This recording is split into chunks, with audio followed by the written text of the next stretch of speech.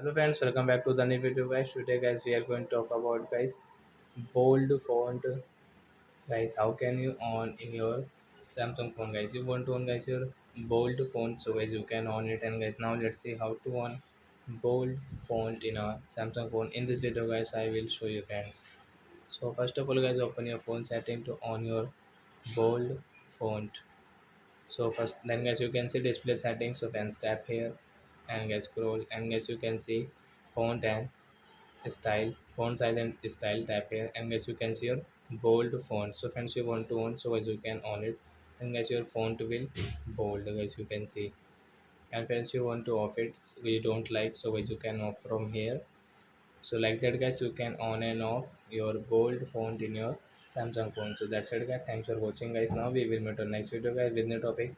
Before going guys, please go and like my video, subscribe my channel. Bye bye friends.